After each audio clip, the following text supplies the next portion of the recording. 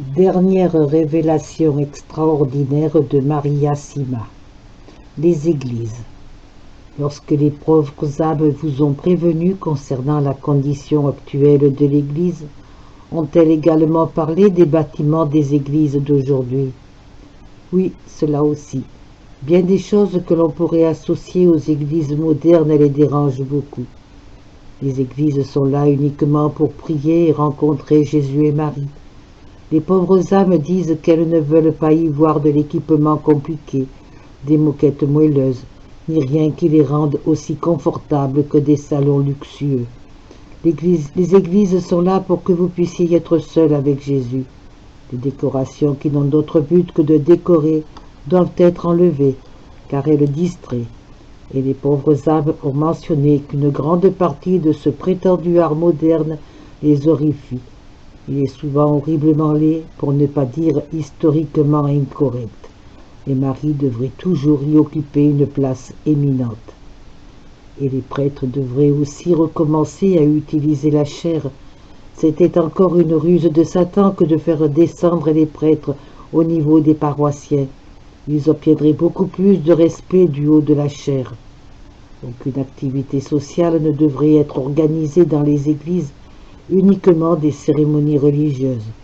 Faites également revenir les saints, au moins Saint Joseph, Saint Michel Archange et le saint qui a donné son nom à l'Église. J'ai déjà parlé de la table de communion.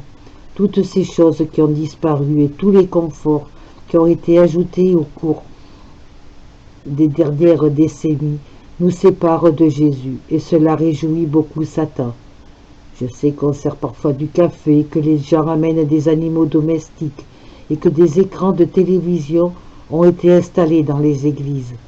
J'ai vu des églises sans bénitier à l'entrée et sans agenouilloir.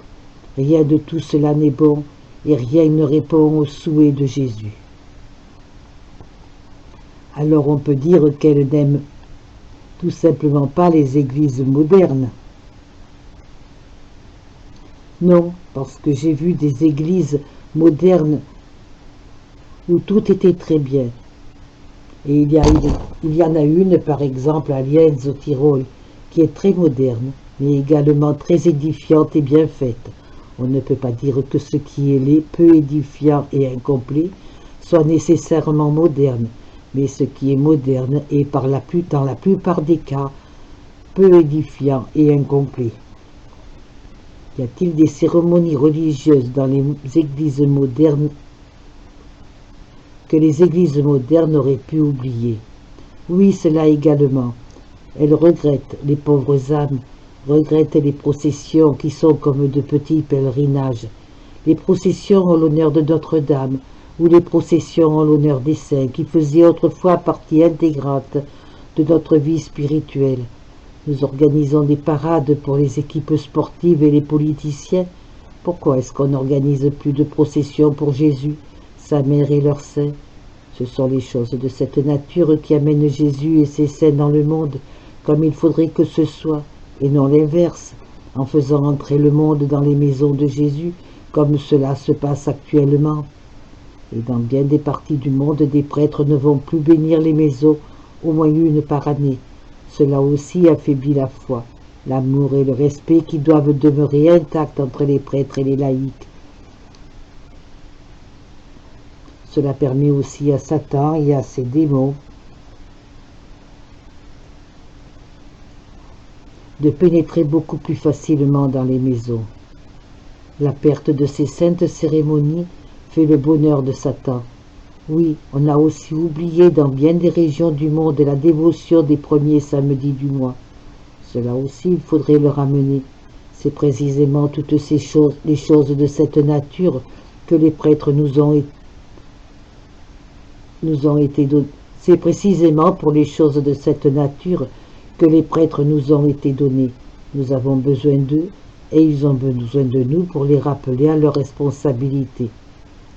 Pouvez-vous me dire comment on célèbre la messe dans votre propre église de Sontang et si les âmes sont satisfaites de la façon dont les choses se passent ici?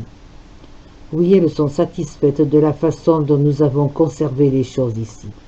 La table de communion n'a jamais été enlevée et on distribue la communion uniquement sur la langue. Il n'y a jamais de femmes autour de l'autel, et cela même pour les lectures, et les servants de messe sont uniquement des garçons.